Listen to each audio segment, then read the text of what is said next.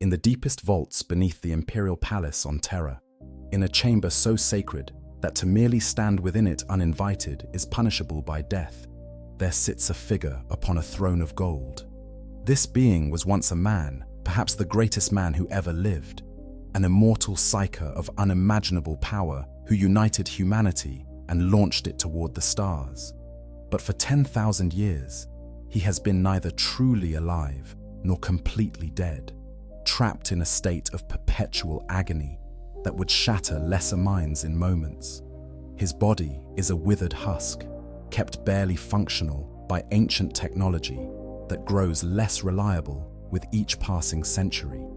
And yet, despite this seemingly eternal stasis, the question that haunts every corner of the Imperium is not if the Emperor will one day wake or die, but when, and what will happen to the galaxy in that terrible moment.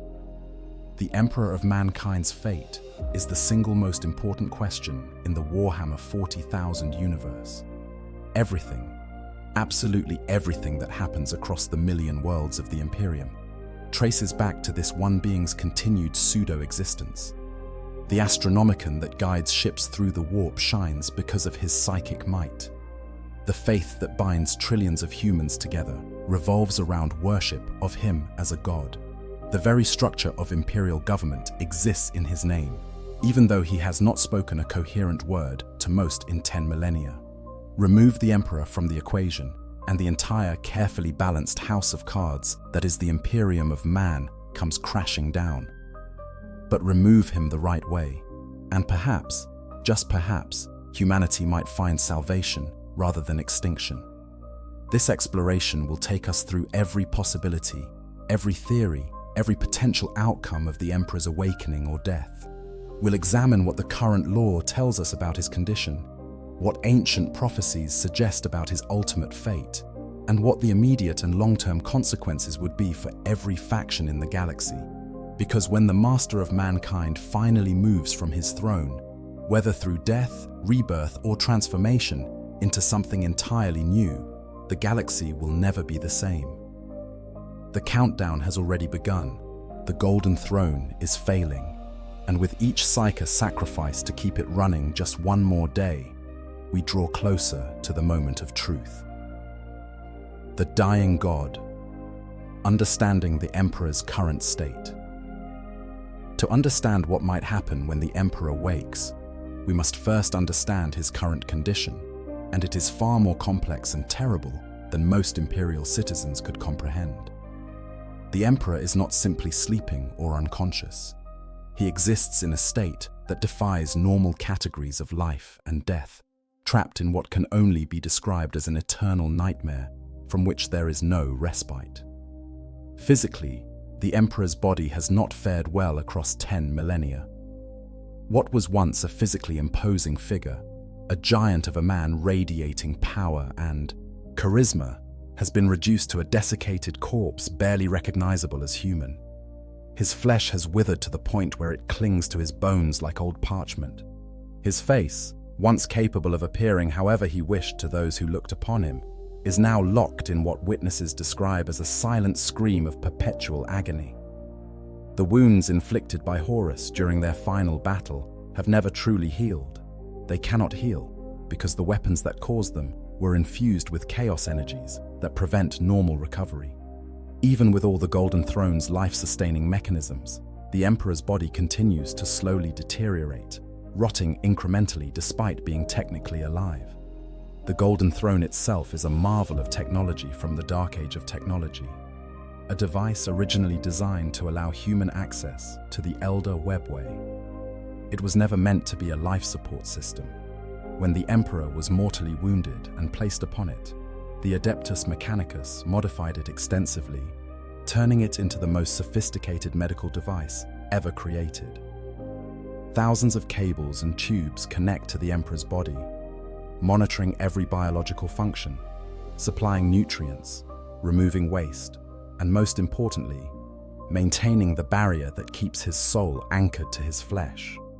The throne uses ancient technologies that are no longer fully understood, mechanisms whose purposes have been forgotten, systems whose maintenance requires prayers and rituals rather than genuine comprehension. But the Emperor is not truly confined to his physical form. While his body sits immobile upon the throne, his mind, his consciousness, his psychic presence exists on a completely different scale. In the warp, the Emperor fights an eternal war that dwarfs anything happening in the material universe. He maintains psychic shields around Terra that prevent demonic incursion directly into the heart of the Imperium. He battles with the Chaos Gods themselves, holding back entities that could consume reality if given the chance. He powers the Astronomican, the psychic beacon that makes warp travel possible across vast stretches of space. He projects his will across the galaxy through the Emperor's tarot, offering guidance to psykers and saints who can perceive his intent. This level of psychic activity requires energy, vast amounts of it, and that energy comes from the daily sacrifice of 1,000 psykers. These are not willing martyrs going joyfully to their deaths, though Imperial propaganda might claim otherwise. They are frightened souls, often barely trained, who are drained of their life force to feed the Emperor's power. Their souls are consumed, their essence absorbed to provide just one more day of the Emperor's consciousness, maintaining its vigil. This has been happening for 10,000 years. The math is staggering and horrifying. Over 3 billion psykers have been fed to the Golden Throne, an ocean of human suffering that would be considered the greatest atrocity in history if it weren't deemed absolutely necessary for humanity's survival. The true nature of the Emperor's consciousness after 10 millennia is perhaps the most disturbing aspect of his current state. When Reboot Guilliman, the Primarch of the Ultramarines, was resurrected and granted an audience with his father, he emerged shaken to his core. Though he has sworn never to reveal the details of that meeting, his reactions afterwards speak volumes. Guilliman described the experience as speaking not to his father, but to something vast and inhuman, a being who regarded him not as a son, but as a tool, an instrument to be used in pursuit of goals that Guilliman couldn't fully comprehend. The Emperor Guilliman met was cold, calculating, and had lost much of what made him recognizable as the being who created the Primarchs. Some who have been in the Emperor's presence describe hearing not a single voice, but a chorus of overlapping thoughts, as if the Emperor is no longer one being, but many consciousnesses existing in parallel. This raises a deeply troubling question. Is the Emperor even the same being he was 10,000 years ago? Has 10 millennia of agony, of fighting an endless psychic war, of consuming countless souls, transformed him into something else entirely? Many scholars believe the Emperor has evolved, or perhaps devolved, into something that transcends his original nature. He may have become more powerful in some ways. His psychic might grown to truly godlike proportions through the faith of trillions. But he may also have become less human, losing the compassion and wisdom that once made him humanity's greatest champion. The Emperor on the Golden Throne might be more akin to a force of nature than a person, a cosmic process wearing the shape of a man. The failing Golden Throne, a countdown to catastrophe. The greatest secret in the Imperium, known only to a select few among the Adeptus Mechanicus and the High Lords of Terra, is that the Golden Throne is failing. Not might fail someday in the distant future, but is actively, measurably deteriorating with each passing year, and nobody knows how to fix it. The Golden Throne was built during the Dark Age of technology, an era of human achievement that makes the current Imperium look primitive by comparison. The people who created it understood sciences and technologies that have been lost for over 15,000 years. They worked with materials and principles that current tech priests can barely comprehend, let alone replicate.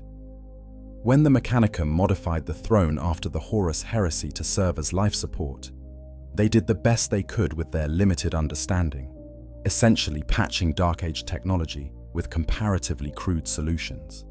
10,000 years of such patches, repairs, and jury-rigged solutions have created a technological nightmare a system so complex and so poorly understood that any attempt to perform major maintenance risks catastrophic failure. The tech priests tasked with maintaining the throne are among the most skilled and knowledgeable members of the Adeptus Mechanicus. But even they work more through ritual and prayer than genuine comprehension. They know that certain incantations must be chanted while adjusting specific mechanisms. They understand that particular prayers to the machine god must accompany certain maintenance procedures. They have manuals, some dating back to the heresy itself, that provide step-by-step instructions for various repairs. But they don't truly understand why these procedures work, what principles underlie the throne's function, or how to address problems for which no ritual solution exists. Every few centuries, a new critical malfunction occurs that the tech priests must somehow address. Components fail that cannot be replaced because nobody knows how to manufacture equivalents. Systems degrade in ways that weren't anticipated in any of the ancient maintenance protocols. Each time, through a combination of desperation, innovation, and sheer luck, the Mechanicus manages to keep the throne functional.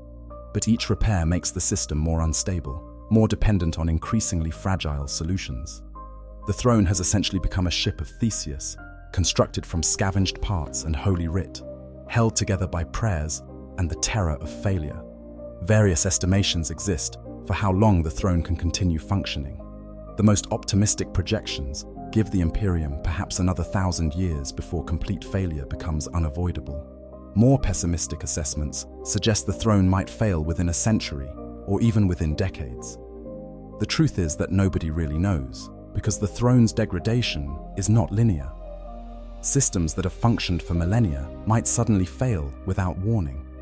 Redundancies that were thought to exist turn out to have been consumed by previous repairs.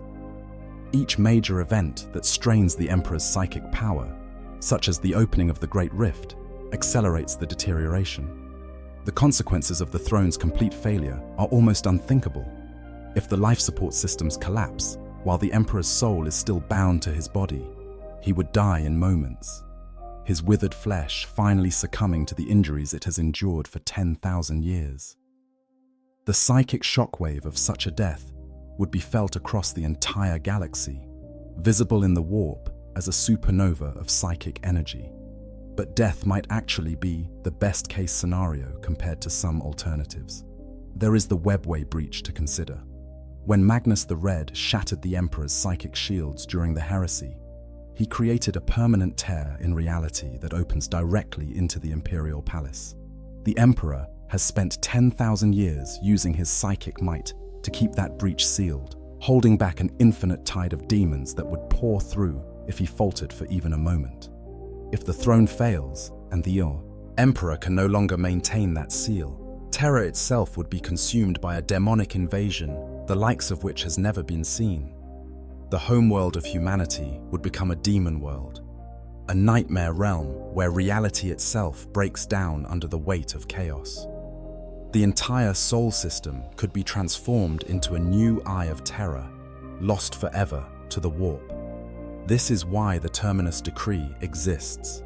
This secret order, known only to the Supreme Grand Master of the Grey Knights and perhaps a handful of others, provides final instructions should the Emperor fall to chaos or should Terra face imminent corruption. The exact contents of the decree are unknown, but speculation suggests it might authorize the destruction of Terra itself, a final mercy killing that would deny chaos its ultimate victory. Some theories go further, suggesting the decree might grant permission to destroy the Emperor himself if his transformation into something aligned with chaos seems inevitable. The existence of such an order demonstrates how precarious the situation truly is, how close the Imperium constantly teeters on the edge of absolute catastrophe. Theory 1. Ascension to divine godhood. One of the most widely discussed theories about the Emperor's ultimate fate suggests that he will not die, but rather ascend, transforming into something that truly deserves the title his followers have given him, a god. This theory is rooted in the fundamental nature of the warp, and how belief in emotion can create and sustain entities within it. In the Warhammer 40,000 universe, The warp is not just a parallel dimension, but a realm where thoughts and emotions have tangible power. The Chaos Gods themselves were not created through deliberate intent, but through the collective emotions of sentient beings across the galaxy.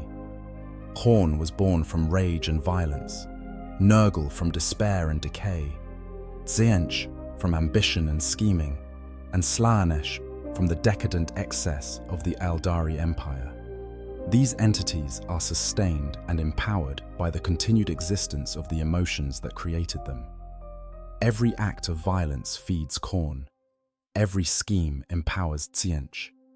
The gods are, in a very real sense, made manifest from the thoughts and feelings of mortal beings. Now consider the Emperor's situation. For 10,000 years, trillions of humans across countless worlds have worshipped him as a god. They pray to him daily, sing hymns in his honor, and genuinely believe he watches over them. They attribute miracles to his divine intervention. They fight and die in his name, convinced that their faith will be rewarded. This level of concentrated belief, sustained over millennia by such vast numbers of people, represents a psychic force of staggering magnitude. All of that faith, all of that worship, all of that emotional and psychic energy flows through the warp and accumulates around the Emperor's presence. The theory of divine ascension suggests that the Emperor is gradually transforming from a powerful psyker into something that genuinely is a warp entity, a god born from humanity's collective belief in his divinity. Unlike the Chaos Gods, however, this nascent god emperor would be fundamentally different in nature. He would be born from faith, hope, duty, sacrifice, and the other ideals that the imperial cult embodies. He would be humanity's champion in a way that transcends his original mortal form, an entity whose power draws from every human who has ever believed in him. Some versions of this theory suggest the transformation is already underway, that the Emperor is currently in a state of becoming, caught between his mortal origins and his divine future. The cold, inhuman consciousness that Guilliman encountered might not be the Emperor losing his humanity, but rather the first emergence of something greater, a being whose perspective is so vast that it can barely interact with individuals in ways they would recognize. The overlapping voices, the sense of speaking to a multitude rather than an individual, could be the Emperor fragmenting and reforming as a true warp entity, his original personality serving as the seed from which something incomprehensibly greater grows. If and when the Golden Throne finally fails, this theory suggests, the Emperor's soul will be freed from its physical anchor, no longer constrained by the need to maintain a dying body. The Emperor's psychic presence would explode outward, ascending fully into the warp to take his place as a true god. The apotheosis would be visible across the entire galaxy, a psychic event of such magnitude that even those without psychic gifts would sense it. The Chaos Gods would feel it most acutely, the arrival of a fifth major power that exists in opposition to their nature. The powers such a god emperor might possess are difficult to imagine, but potentially limitless within his domain. He could manifest throughout the Imperium simultaneously, appearing to guide and protect his faithful. He could grant his priests and followers genuine divine powers, miracles that work through faith rather than psychic ability. He could directly combat the Chaos Gods in the warp, fighting them on their own turf with power comparable to their own. He could potentially even restore the Astronomican without needing a physical throne, his divine presence serving as a beacon that needs no technological infrastructure. The living saints of the Adepta Sororitas might be a preview of what the Emperor's faithful could become. These individuals manifest seemingly divine powers, returning from death to fight again, surrounded by auras of holy light, capable of performing feats that defy rational explanation. If the Emperor fully ascended to godhood, he might be able to grant such powers to all who truly believe, creating an army of divinely empowered warriors. The difference between psychers and miracle workers might become meaningful, with faith itself becoming a quantifiable source of power in real space. However, this theory carries significant caveats and potential dangers. First, there's no guarantee that an ascended emperor would retain any recognizable connection to the man who created the Imperium. The Chaos Gods, after all, are not benevolent, despite being empowered by universal emotions. An Emperor God might become as distant and inhuman as the Chaos Gods themselves, caring for humanity only in an abstract sense, as a source of power, rather than as individuals worth protecting. The imperial cult's more fanatical and cruel aspects might be empowered rather than tempered, creating a god who embodies the Imperium's worst qualities alongside its best. Second, the process of ascension might not be peaceful or controlled. The psychic explosion resulting from the Emperor's transformation could devastate Terra and the surrounding space. Like Slanesh's birth creating the Eye of Terra, the Emperor's apotheosis might tear new wounds in reality, creating zones where the warp bleeds through into real space. Billions might die in the immediate aftermath, sacrificed on the altar of humanity's new god's birth. Third, even if successful, this would fundamentally change the nature of the Imperium. A god who can directly intervene in mortal affairs would undermine the entire governmental structure that has developed over 10 millennia. The High Lords would become irrelevant. The ecclesiarchy would face a crisis as their theology becomes literal reality, and the balance of power that keeps the Imperium functioning would collapse. The Emperor's direct rule might be more effective than the bureaucratic nightmare that currently exists, but the transition period would be chaotic and bloody. Theory 2. The Star Child and the promise of reincarnation. While the ascension theory suggests the Emperor will become a god, an older and equally fascinating theory proposes that he will be reborn, reincarnated into a new form that could lead humanity to a brighter future. This is the theory of the Star Child, a concept rooted in the oldest lore of Warhammer 40,000 that has recently begun to resurface in official material. The Star Child theory is based on the idea that the Emperor, like the ancient shamans whose souls supposedly merged to create him, possesses the ability to reincarnate. When he was mortally wounded by Horus, the theory suggests, much of his soul departed his body and entered the warp. But rather than dissipating or being consumed by chaos, as normal souls would be, the Emperor's essence remained coherent, slowly coalescing into a new form. This nascent soul, this potential reincarnation, is what is called the Star Child. Some versions of the theory suggest that the Star Child represents only a portion of the Emperor's soul, specifically the parts of him that were most human, most compassionate, most capable of love and hope. These are the qualities the Emperor supposedly cast aside when he was forced to destroy Horus, his most beloved son. Unable to strike down Horus while retaining his paternal affection, the Emperor purged himself of such emotions, becoming the cold, calculating intelligence that Gilliman would later encounter. The Star Child, in this version, is that discarded humanity waiting in the warp for a chance to be reborn. The theory also involves the Sensei, supposedly the Emperor's biological children, conceived during his long existence on Terra before he revealed himself as the master of mankind. These beings are said to be immortal like their father, possessing a unique relationship with the warp that makes them invisible to psychic senses. They are naturally resistant to chaos corruption and possess abilities that mark them as more than human, though less than their father. The Sensei have supposedly wandered throughout history, fighting against chaos in secret, preparing for the day when they might serve a greater purpose. According to the oldest versions of this lore, there exists a secret organization called the Illuminati, individuals who have been possessed by demons and then somehow freed themselves, becoming forever immune to further possession. These Illuminati have learned of the Emperor's condition and the existence of the Star Child.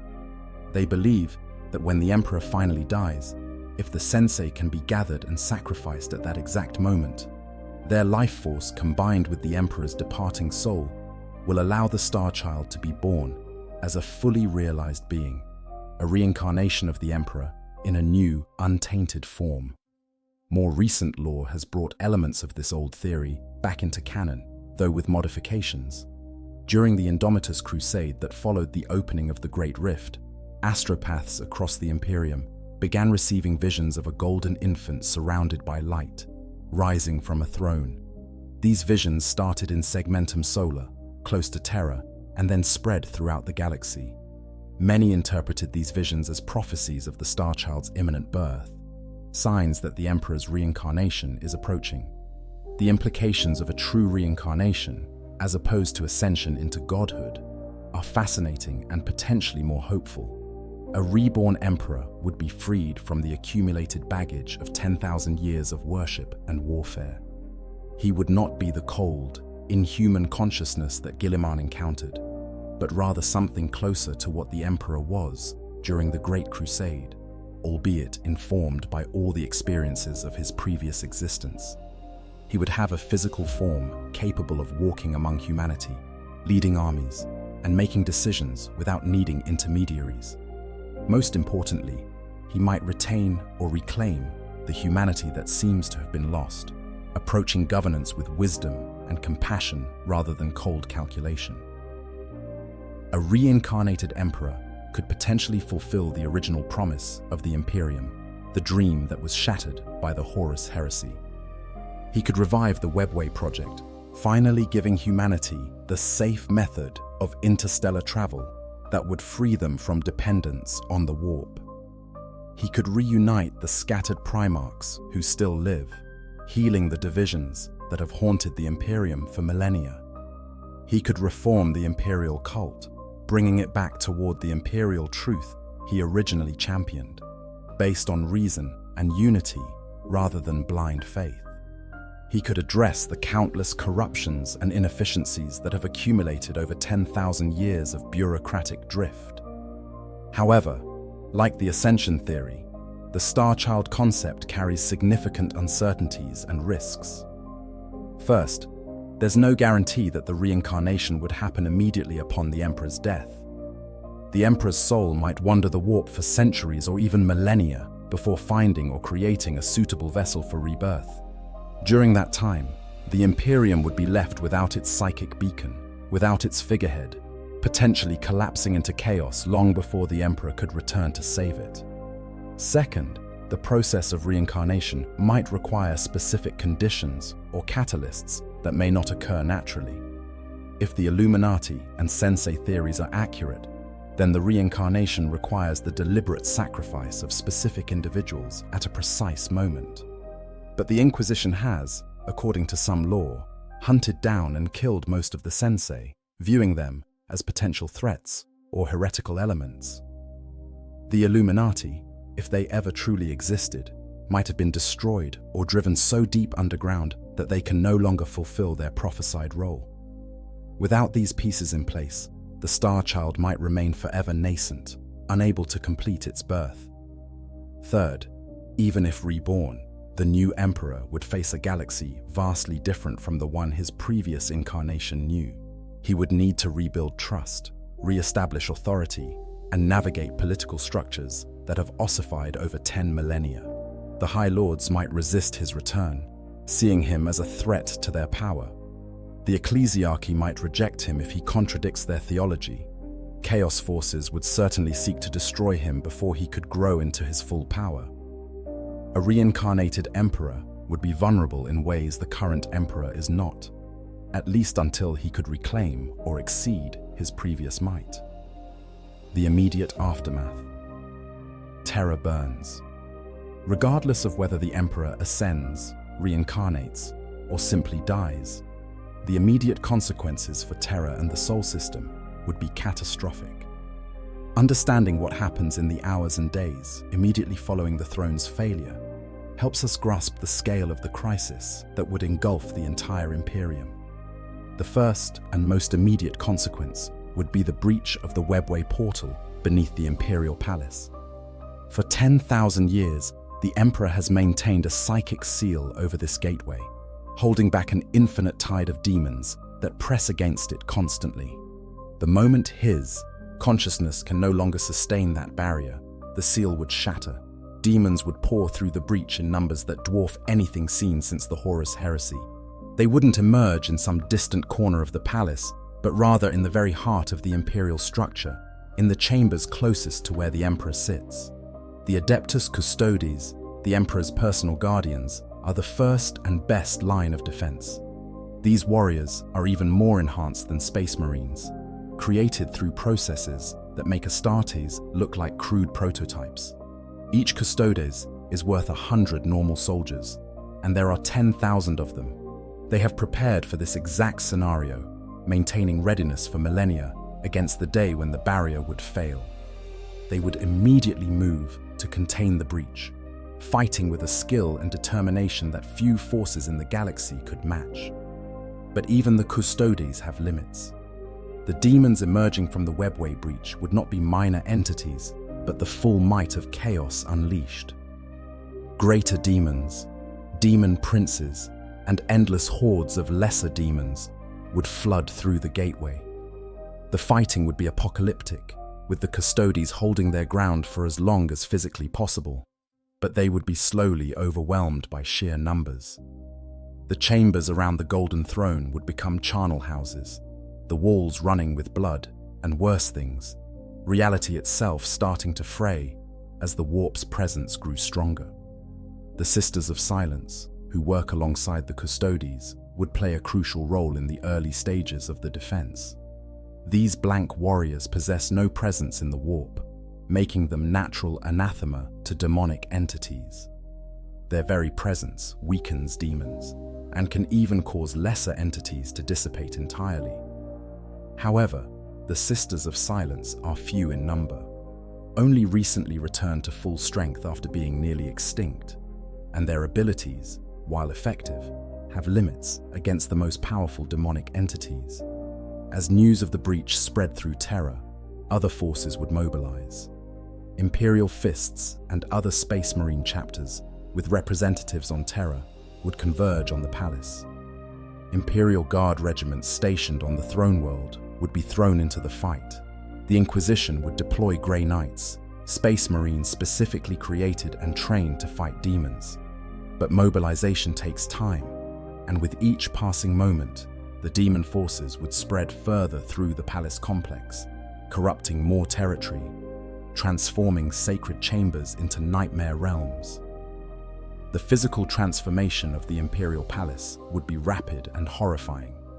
Areas where demons established strong presence would begin changing, stone becoming flesh, walls growing mouths and eyes, corridors twisting into impossible geometries.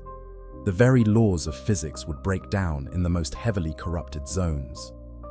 Time might flow differently in different sections of the palace.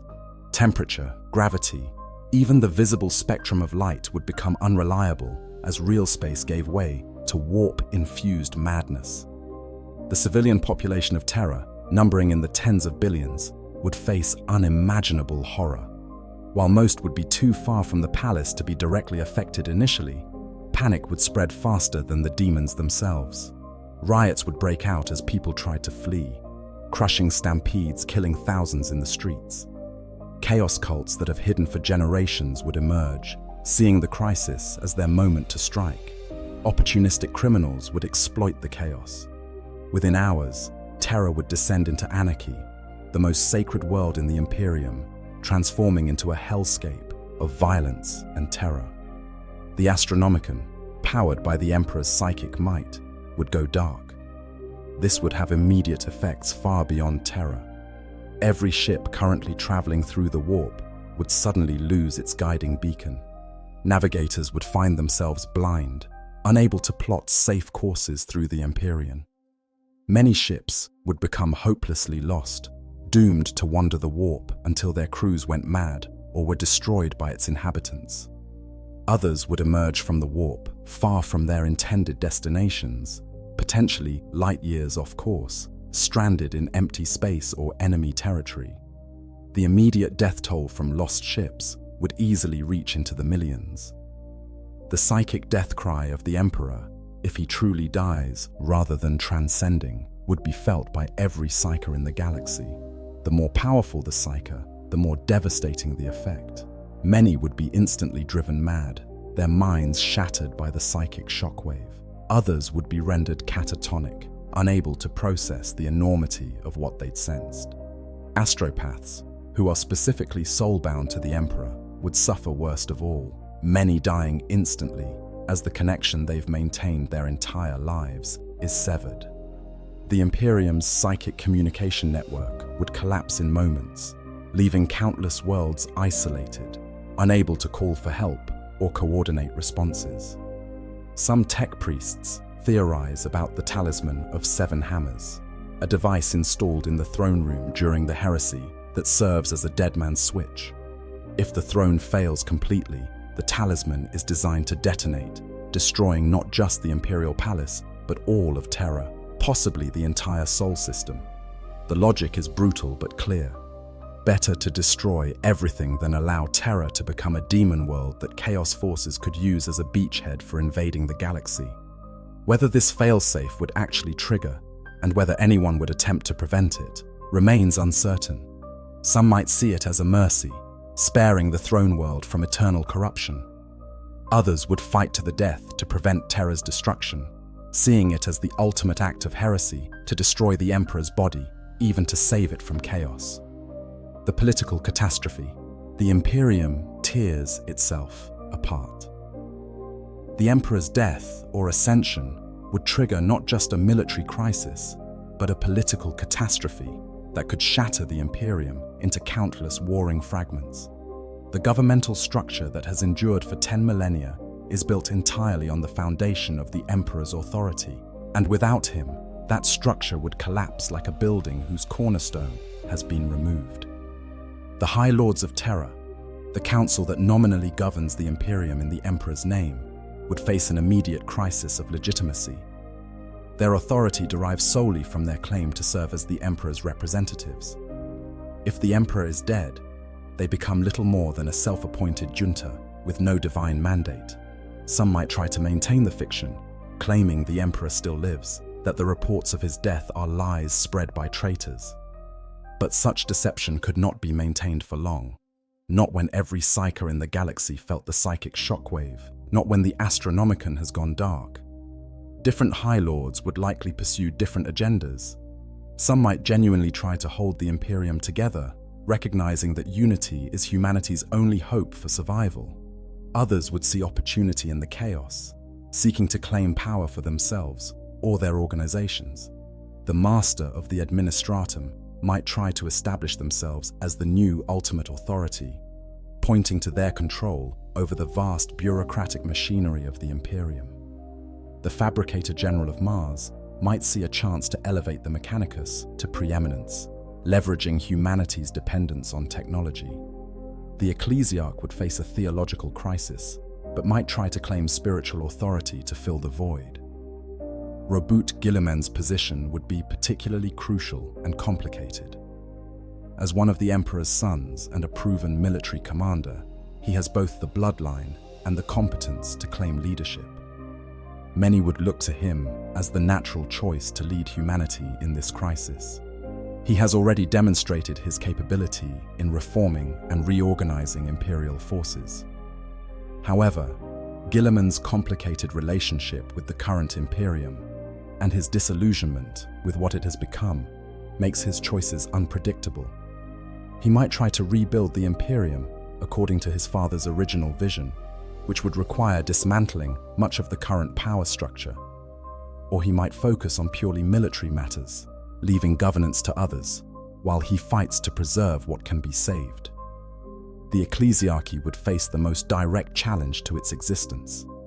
Their entire religion is built on the worship of the god Emperor.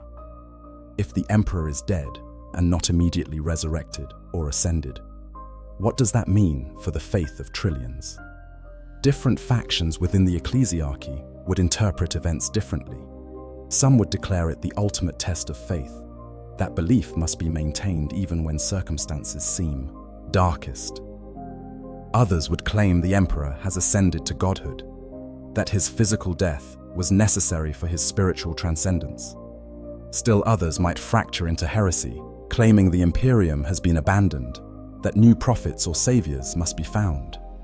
Chaos cults would emerge from hiding across the Imperium, proclaiming that the Emperor's death proves the superiority of the Chaos gods. They would launch uprisings on countless worlds, trying to exploit the crisis to bring more territory under Chaos control. Planets that have maintained hidden worship of the dark gods for generations would openly declare for Chaos, believing this is their moment to overthrow the Imperium's rule. Governors and leaders who have secretly been corrupted would reveal themselves, turning their domains into Chaos strongholds. Space Marine chapters would face difficult choices about where to place their loyalty. Most would remain true to their original purpose of defending humanity, but the question of which claimant to ultimate authority they should support would divide them. Some might back Guilliman, seeing him as their Primarch and the most qualified leader. Others might support different Primarchs should any return in this crisis. Some might try to remain independent, focusing on defending the territories they've traditionally protected, rather than getting involved in imperial politics. A few, faced with the apparent death of the Emperor they've served for millennia, might fall to despair and chaos corruption, becoming renegades or outright traitors. The Navigator houses would face their own existential crisis. Their monopoly on safe warp travel was threatened even before the Emperor's death by Guilliman's revelation of Primaris Marines, who can navigate without navigators. With the Astronomican dark, their ability to guide ships would be severely diminished, though not entirely eliminated. Some houses might try to leverage their remaining utility to gain political power. Others might recognize that humanity's need for alternative methods of travel has become critical and try to assist in developing new solutions. The most paranoid might see plots to eliminate them entirely and respond with violence. Different sectors and subsectors of the Imperium would have vastly different reactions based on their local conditions. Core worlds near Terra might descend into chaos immediately, caught up in the crisis affecting the throne world. Forge worlds, controlled by the Mechanicus, might withdraw from the Imperium entirely, declaring independence or forming their own confederations. Frontier worlds might see little immediate change, being so distant and isolated that it takes months or years for news to reach them. When it does, they might declare independence, seeing no reason to maintain loyalty to an Imperium whose center no longer exists. Civil wars would likely erupt in multiple sectors as different factions struggle for control. Imperial Guard regiments might be ordered to fire on each other as their commanders declare for different leaders. Entire fleets could turn renegade, their admirals deciding that their loyalty is to humanity rather than to any particular government. Planets might be subjected to blockades or invasions by Imperial forces claiming to act in the Imperium's true interest. The lines between loyalist and traitor would become blurred, with everyone claiming to be on the right side while accusing their opponents of heresy. The Inquisition, perhaps more than any other Imperial organization, would be divided by this crisis. Different ordos and different ideological factions within the Inquisition have always pursued their own agendas, kept in check only by the ultimate authority of the Emperor. With that authority gone, the competing factions might turn on each other openly. Radical inquisitors might see this as proof that the Imperium's old ways have failed, that new methods and alliances are necessary. Puritans would double down on traditional approaches, seeing accommodation or innovation as the path to damnation. The resulting infighting might cripple one of the Imperium's most effective organizations. At the moment, it is needed most. When the light goes out, the astronomical catastrophe. The failure of the Astronomican represents one of the most immediately devastating consequences of the Emperor's death, touching every corner of the Imperium and affecting the daily lives of trillions in ways both obvious and subtle. To understand why, we need to grasp what the Astronomican actually does and how dependent the Imperium has become on its function. The Astronomican is a psychic beacon of unimaginable power, a lighthouse in the warp, visible across vast stretches of the galaxy. It is powered by the Emperor's psychic might, amplified by the sacrifice of thousands of psykers, and it serves as the primary navigation aid for ships traveling through the warp. Without it, warp travel becomes exponentially more dangerous and less reliable. Navigators can still plot courses through the warp, but their range and accuracy are severely limited. Journeys that once took weeks might now take months or even years, if they can be completed at all. The immediate effect on interstellar commerce would be catastrophic. The Imperium's economy relies on trade between worlds, with raw materials from mining worlds being shipped to forge worlds for processing, finished goods being distributed to hive worlds, and agricultural products being transported from agri-worlds to planets that cannot feed their own populations. Every one of these journeys depends on warp travel. When the Astronomican fails, this intricate web of commerce begins to unravel. Within weeks, shortages would develop on countless worlds. Forge worlds would run out of raw materials, forcing them to shut down production lines. Hive worlds would begin to starve as food shipments failed to arrive. Military forces would find themselves unable to resupply, running low on ammunition, fuel, and replacement parts. What starts as shortages would rapidly escalate into full-blown humanitarian crises as desperation sets in. Riots over food and resources would erupt. Governments would fall as they prove unable to address the needs of their populations. Strong worlds with self-sufficient economies might weather the storm, but worlds dependent on imports would face mass starvation and societal collapse. The military implications are equally severe. The Imperial Guard, Space Marines, and Navy all depend on the ability to rapidly move forces to where they are needed. With the Astronomican dark, reinforcements that were days away might now be months or years distant, if they arrive at all. Worlds under attack by orcs, chaos forces, or other threats would find themselves fighting alone, unable to call for help or receive reinforcements in time to make a difference. Many worlds that could have been saved would fall simply because aid could not reach them. Entire subsectors might become completely isolated, cut off from contact with the broader Imperium. Without the Astronomican, ships attempting to reach these regions would be unable to navigate safely.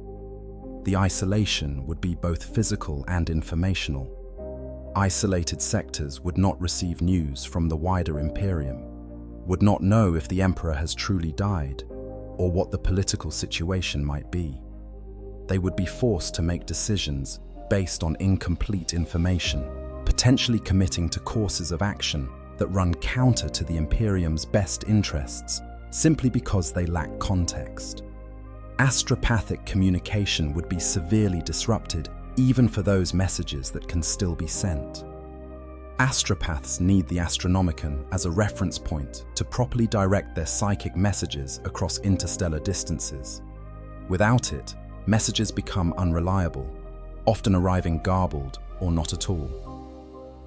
The Imperium's vast bureaucracy, which depends on regular communication between countless worlds and organizations, would find itself unable to function. Orders would go unsent or unheeded. Reports would never reach their destinations. The coordinated response that the Imperium needs to address the crisis would become impossible. Some regions would be affected worse than others. Areas relatively close to Terra and other major psychic nexuses might retain some ability to navigate, though less effectively than before. But more distant regions, particularly those on the far side of the Great Rift, would find themselves almost completely isolated. The galactic south and east, regions already somewhat neglected by the Imperium, might be functionally cut off for years or even decades. Alternative methods of travel would become critical.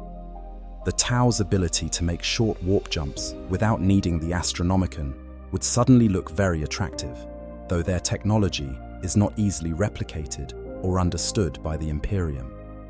The Necron's use of dolmen, gates for instant travel, would become knowledge that desperate tech priests might try to steal or replicate.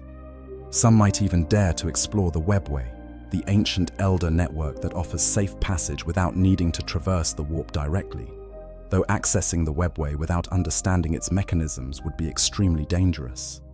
forge worlds and tech priests would launch desperate efforts to create new navigation aids. Perhaps arrays of lesser psychic beacons could be established, creating a network that could partially replace the Astronomican's function. Maybe ancient technologies lost since the Dark Age could be rediscovered or reverse-engineered. The Adeptus Mechanicus would throw every resource at solving the navigation problem, recognizing that humanity's survival might depend on it. But developing and deploying such solutions would take time, possibly years or decades, time that the Imperium might not have. The psychological impact of the Astronomican's failure should not be underestimated. For 10,000 years, it has been a constant presence, a light in the darkness that has guided humanity.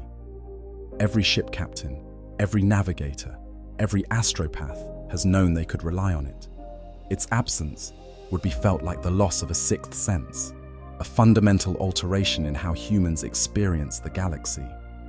Dread and despair would spread as people realized that the universe has become darker and more dangerous, that the protection they took for granted has been stripped away.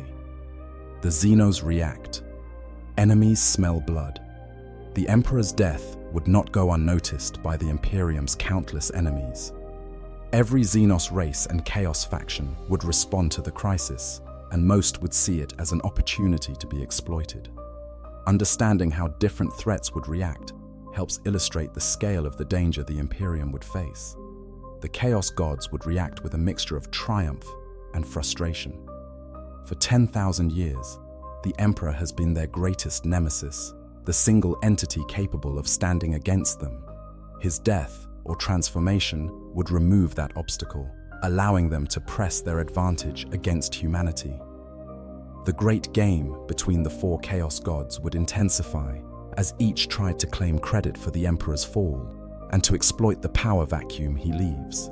Massive Chaos incursions would be launched from the Eye of Terra and the Great Rift, with demon armies pouring into real space in numbers not seen since the Horus heresy.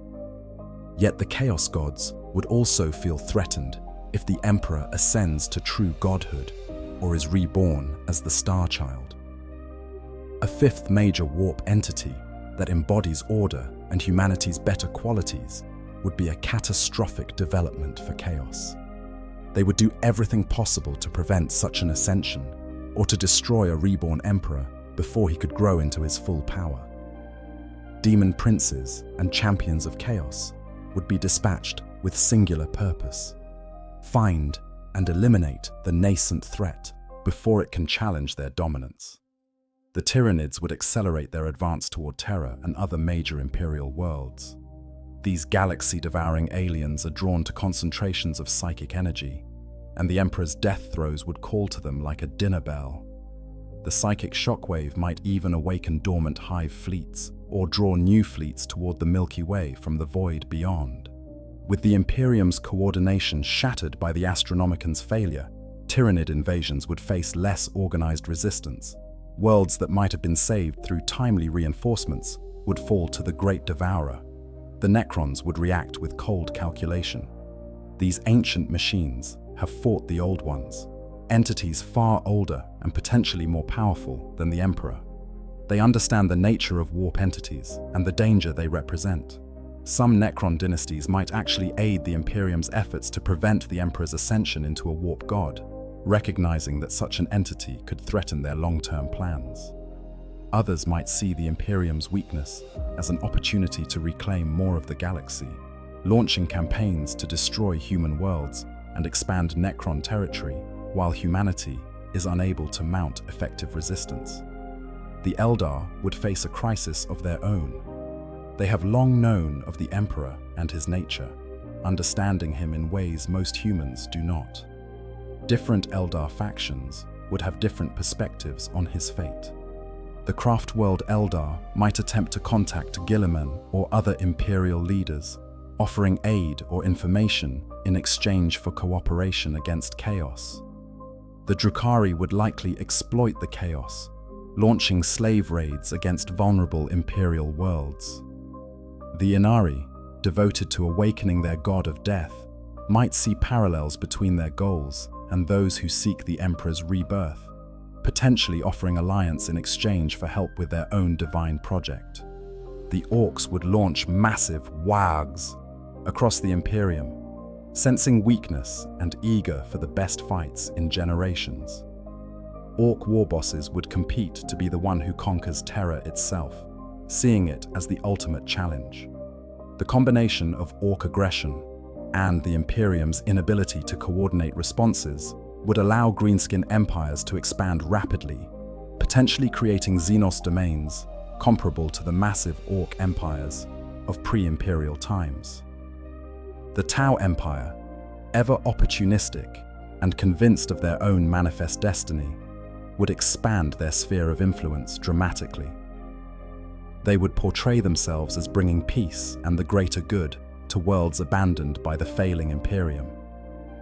Some human worlds, desperate and facing starvation or invasion, might actually welcome Tau annexation, seeing it as preferable to the alternatives. The Tau would also study the crisis intensely, trying to understand the nature of the Emperor and the Warp, knowledge that could help them address their own species' relatively limited understanding of psychic phenomena. Minor Xenos races that have been suppressed or hunted by the Imperium would emerge from hiding, reclaiming territory they lost during humanity's expansion. Some might be harmless, simply wanting to be left alone. Others would be threats in their own right, possessing technologies or capabilities that could devastate Imperial worlds. Without the coordination to launch comprehensive xenocidal campaigns, the Imperium would be forced to tolerate Xenos' presence in ways it never has before. Perhaps most concerningly, various Xenos might form alliances of convenience against the Imperium. Eldar and Tau working together is not unprecedented. Could Necrons and Eldar cooperate to prevent a new Chaos God's birth? Might Orcs and Chaos forces temporarily set aside their conflicts to exploit Imperial weakness? The enemy of my enemy becomes my ally, and for Xenos species that have long feared human dominance, the Imperium's fracturing might be too good an opportunity to pass up. The best case scenarios. Hope in darkness. Despite the overwhelming catalogue of catastrophes that would follow the Emperor's death or transformation, there are scenarios, however unlikely, where the Imperium not only survives, but emerges stronger than before. Understanding these possibilities helps illuminate what might be necessary to salvage humanity's future from the jaws of disaster. The most optimistic scenario involves successful ascension. If the Emperor truly becomes a god through humanity's collective faith, and if that god retains enough connection to his original purpose and identity, he could become humanity's true salvation.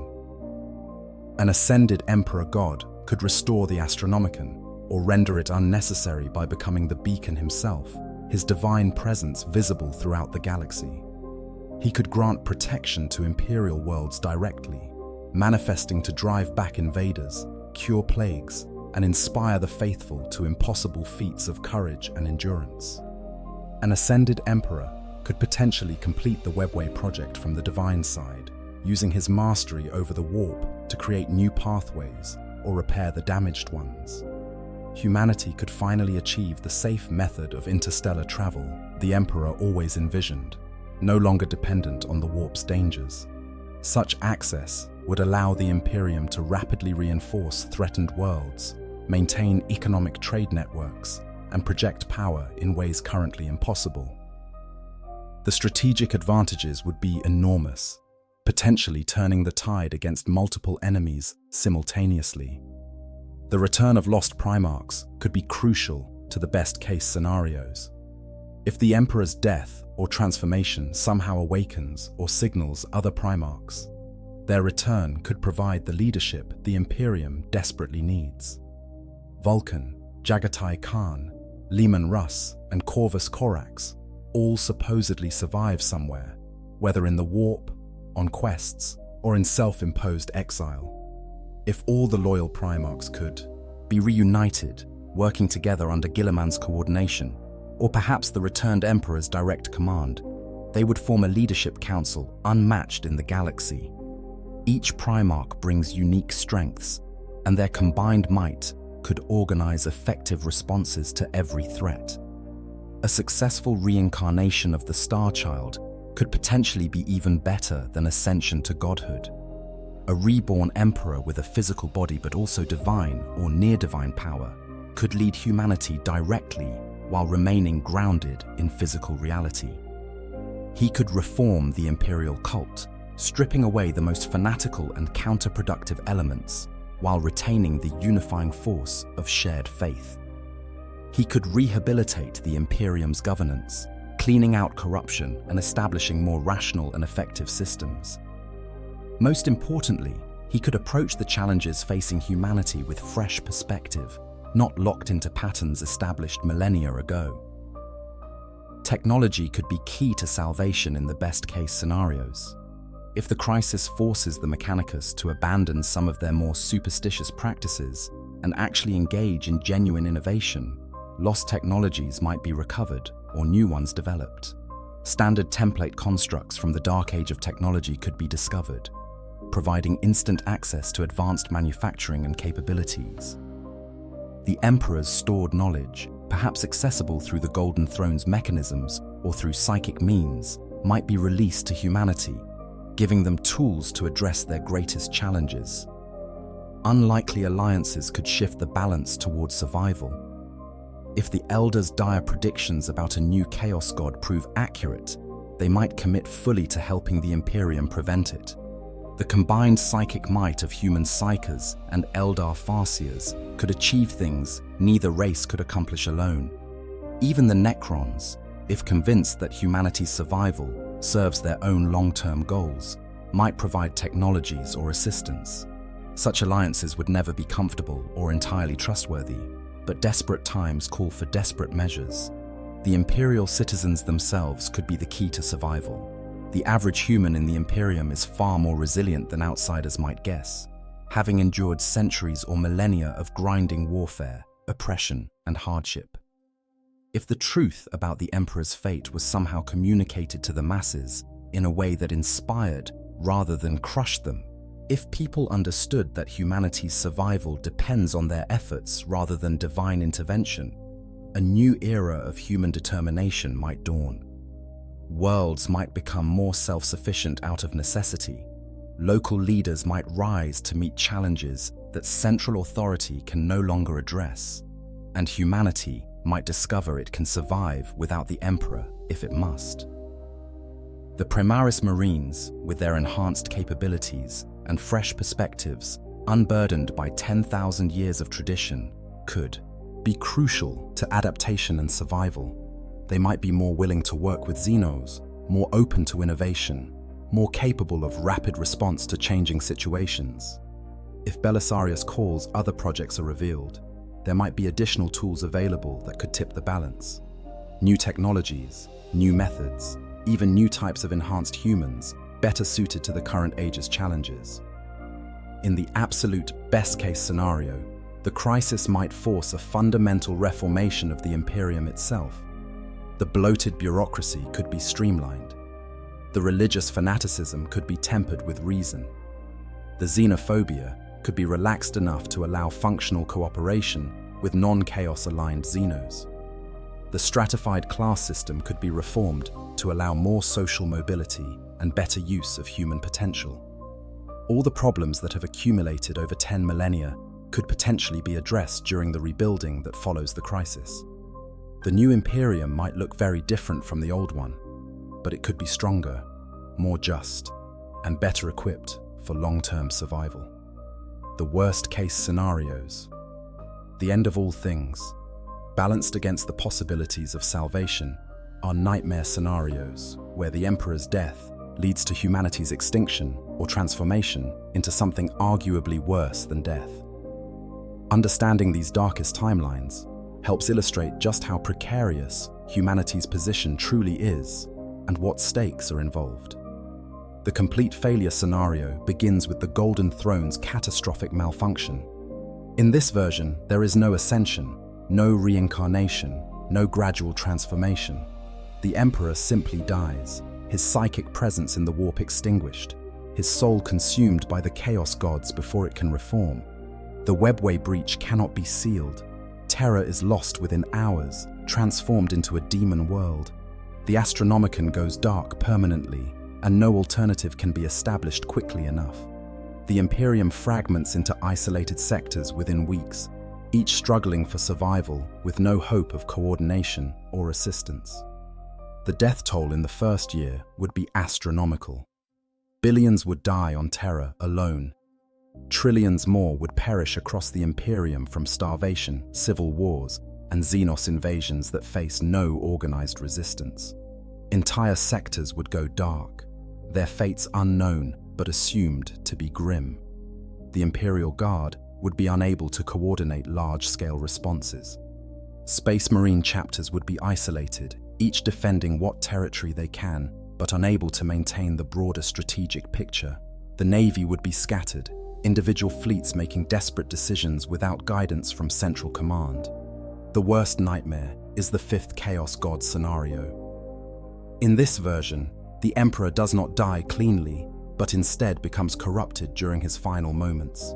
All the worship, all the faith, all the power that trillions have channeled toward him does not create a god of order, but rather births a new Chaos God. This new entity would embody the Imperium's darkest qualities: blind faith, fanatical devotion, hatred of all things different, willingness to sacrifice countless lives for abstract goals. A god born from the Imperial cult's excesses would be as terrible as any existing Chaos God, perhaps more so because of how it would prey specifically on humanity. Such a fifth Chaos God would have immediate and devastating effects. The barrier between the warp and real space around Terra would shatter entirely, creating a second Eye of Terror centered on humanity's homeworld.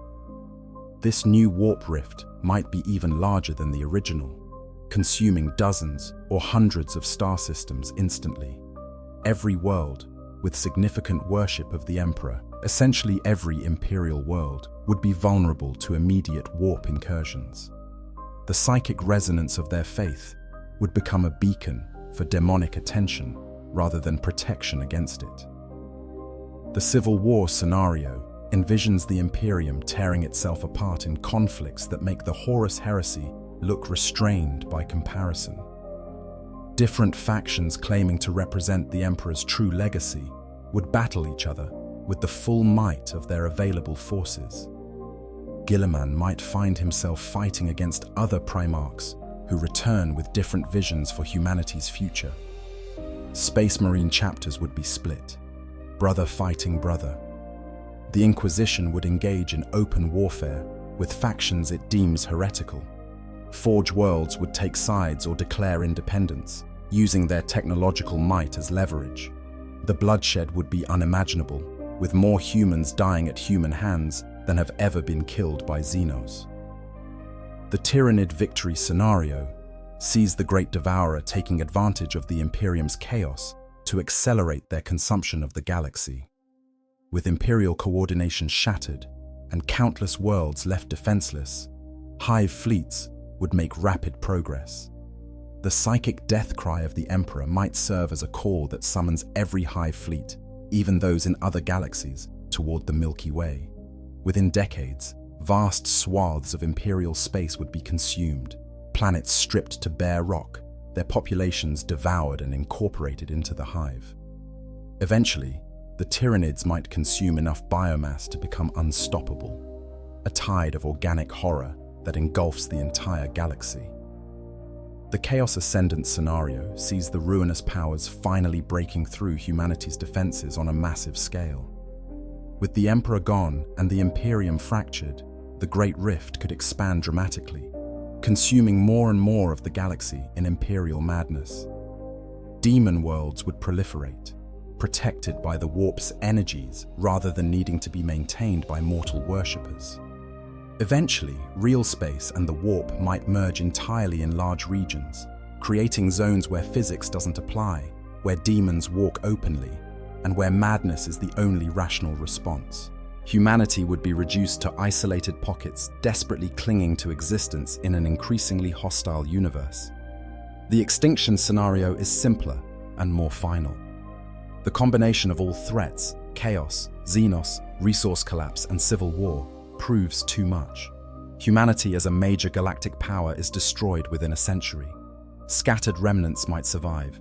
Feral worlds that regress to primitive technology, isolated space stations, perhaps even some intact civilizations in the most remote reaches of the galaxy. But the Imperium, the dream of a human-dominated galaxy, the species that once commanded 1,000,000 worlds, would be ended. The long war would be over, and chaos would have won by default, not through glorious victory, but through the simple grinding away of humanity's capacity to resist. Perhaps most horrifying is the living death scenario, where the Emperor neither dies nor awakens, but continues his current existence indefinitely. The Golden Throne continues to fail, but never quite completely breaks down. The Emperor remains trapped, aware, and suffering for another 10,000 years, or 10 million. The Imperium continues its slow decline, growing weaker and more dysfunctional with each passing century, but never quite collapsing entirely. Humanity's fate becomes an eternal twilight, never fully alive, but never being allowed to die, forever fighting losing battles with no hope of ultimate victory, just endless grinding attrition across millennia until the last humans finally face extinction, not with a bang, but with a pathetic whimper. The unknowable future. Why nothing will be resolved. Having explored all these possibilities, from the brightest hopes to the darkest nightmares, we must confront an uncomfortable truth. None of these scenarios will likely ever happen, at least not in the definitive way we've described them.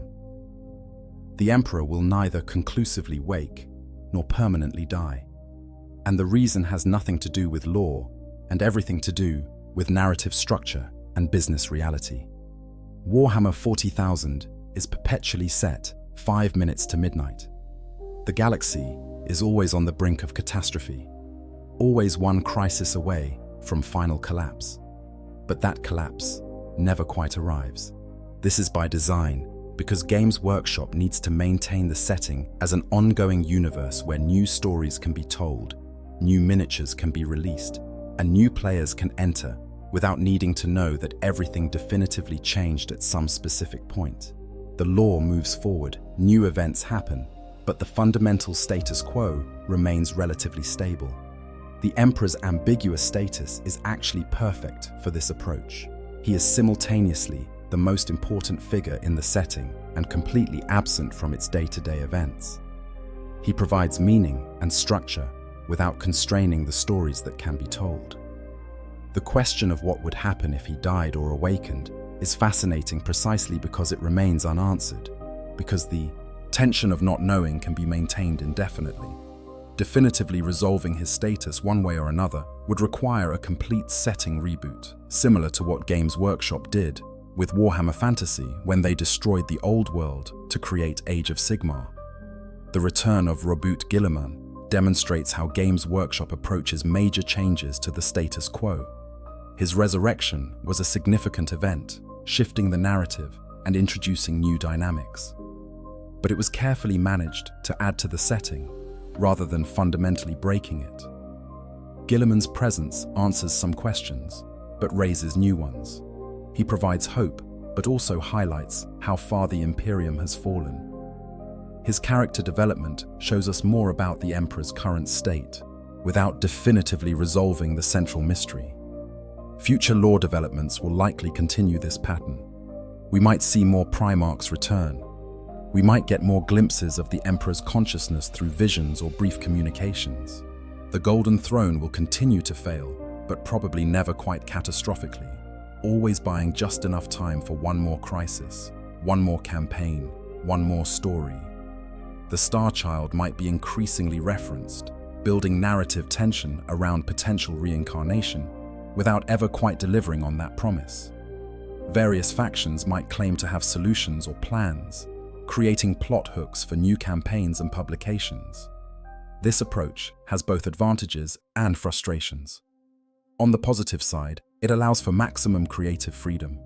Any story can be told without needing to account for the universe-shattering consequences of the Emperor's definitive death or return.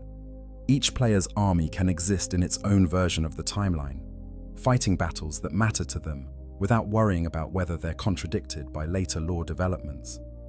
The setting remains accessible to newcomers who don't need to catch up on 50 years of continuity to understand the current state of affairs. The frustration comes from the lack of resolution. After decades of building tension around the Emperor's fate, never seeing it definitively resolved can feel anticlimactic. Major events like the opening of the Great Rift suggest things are changing, but then the setting stabilizes into a new equilibrium, rather than spiraling into the apocalypse that such events should logically trigger. Characters speak of the Imperium's final days, but those days never quite arrive. The clock ticks toward midnight, but never quite strikes 12. This is ultimately not a criticism of Games Workshop's approach, but rather an acknowledgement of the reality of maintaining a commercial intellectual property. The Star Wars universe faces similar challenges, needing to maintain recognizable elements while introducing enough change to keep things fresh. Marvel and DC Comics have wrestled with this for decades, regularly resetting or rebooting to manage accumulated continuity while trying not to alienate longtime fans. Warhammer 40,000's solution has been to embrace ambiguity, to make the uncertainty itself part of the appeal. The Emperor's fate, then, will remain the galaxy's greatest mystery, a question that drives speculation and debate, but never quite receives a final answer. And perhaps that's appropriate for a setting defined by eternal war. In the grim darkness of the far future, there is no peace, no resolution, no final victory. There is only war, endless and unrelenting, fought in the shadow of uncertainties that can never be dispelled. The Emperor slumbers, or suffers, or dreams, or plots, or has already become something we cannot comprehend. And we, like the citizens of the Imperium, must act based on faith rather than certainty, making our choices without knowing if they matter in the grand scheme, fighting on because the alternative is surrender. Conclusion: between faith and extinction, the Emperor of mankind sits upon the golden throne, and in that simple fact lies the entire precarious existence of humanity's galactic empire. For 10,000 years, this arrangement has held, an impossible balance maintained through suffering and sacrifice on a scale that defies comprehension. But nothing lasts forever, not even gods, and the clock is counting down to the moment when that balance finally breaks.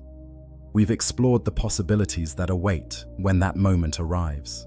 We've seen how ascension to true godhood might save humanity or transform it into something unrecognizable. We've examined how reincarnation as the Star Child could offer hope for renewal while carrying risks of its own. We've traced the immediate catastrophes that would unfold on Terra and beyond, the political collapse that would shatter the Imperium's governance, the economic chaos that would follow the Astronomican's failure, and the military disasters that would ensue as humanity's enemies sense weakness and press their advantage. We've considered the best-case scenarios, those slim possibilities where humanity not only survives but emerges stronger, where the crisis becomes the crucible that forges a better Imperium from the ashes of the old. And we've confronted the worst-case scenarios, the nightmares where everything fails, where the Emperor's death leads directly to humanity's extinction or to fates arguably worse, where the species that once dreamed of ruling the stars ends with a whimper rather than a bang. But we've also acknowledged the meta-narrative reality. The Emperor will likely neither definitely die nor fully awaken, because the setting needs him to remain in his current liminal state to maintain the narrative tension that makes Warhammer 40,000 compelling. His ambiguous status is not a flaw in the storytelling, but rather its central feature, the uncertainty that gives weight to every battle, every decision, every small act of heroism or horror across a million worlds. For those of us who engage with this universe, whether Through the tabletop game, the novels, or simply the fascinating depth of its lore, the Emperor's fate represents something profound. It asks what happens when the foundations we rely on prove finite, when the protections we take for granted can be stripped away, when the authorities we follow turn out to be as lost as we are. It forces us to consider whether faith without evidence is noble or foolish, whether perseverance in the face of inevitable doom is admirable or tragic, whether holding on to the past while fighting for the future is wise or contradictory. The beauty of Warhammer 40,000's approach to these questions is that it never presumes to provide definitive answers. The setting presents the problems, shows us the stakes, introduces us to characters struggling with impossible choices, and then leaves us to draw our own conclusions. Some see the Imperium as humanity's best chance, a necessary evil in a galaxy full of worse options. Others view it as a cautionary tale about the dangers of blind faith and authoritarian government. Both interpretations are valid within the text, and the ambiguity is intentional. The Emperor himself embodies this ambiguity. Is he humanity's savior, still fighting for the species he created the Imperium to protect? Is he a tyrant who created systems of oppression that have outlasted any good they might have done? Is he even capable of being understood in such simple terms? Or has he become something so far beyond human comprehension that our attempts to characterize him are meaningless? The text supports all these readings simultaneously, and perhaps that's the point. What we can say with certainty is that the Emperor's current state cannot persist indefinitely. The Golden Throne is failing, and whether that failure comes in a century or in 10,000 years, it is coming. When it does, the galaxy will change fundamentally and irrevocably. The Imperium as we know it will end, though what rises from its ashes remains to be seen. It might be something better, a new and brighter age of humanity, freed from the shackles of an oppressive and dysfunctional government. It might be something worse, a nightmare beyond imagining, where the last embers of human civilization are finally extinguished. Most likely, it will be something complicated, with victories and defeats mixed together, with some worlds thriving while others burn, with hope and despair existing side by side as they always have in the grim darkness of the far future. If you've made it through this exploration of one of Warhammer 40,000's greatest mysteries, thank you for joining me on this journey through speculation and possibility. The question of what happens when the Emperor wakes is one that has fascinated fans for decades, and it will likely continue to fascinate us for decades more. Each new piece of lore, each new novel or codex release, gives us new angles to consider, new information to integrate into our theories, new reasons to debate and discuss. If you enjoyed this deep dive into the Emperor's fate and the future of the Imperium, please consider liking this video and subscribing to the channel. There are countless other aspects of the Warhammer 40,000 universe to explore, from the histories of individual Space Marine chapters to the nature of the warp itself, from the secrets of the Necrons to the ambitions of the Tau. Each topic reveals new layers of this impossibly deep setting, showing us different facets of what makes it so compelling. The Emperor's story is central to everything, but it is far from the only story worth telling, and this universe has room for infinite tales of heroism, horror, and everything in between. In the grim darkness of the far future, there is only war, but there is also hope, however faint, and faith, however misplaced, and the indomitable will of the human spirit, refusing to surrender even in the face of certain doom. The Emperor sleeps, or suffers, or dreams of better days, and we, like the citizens of his Imperium, can only watch and wait and wonder what tomorrow will bring, knowing that when the answer finally comes, nothing will ever be the same again.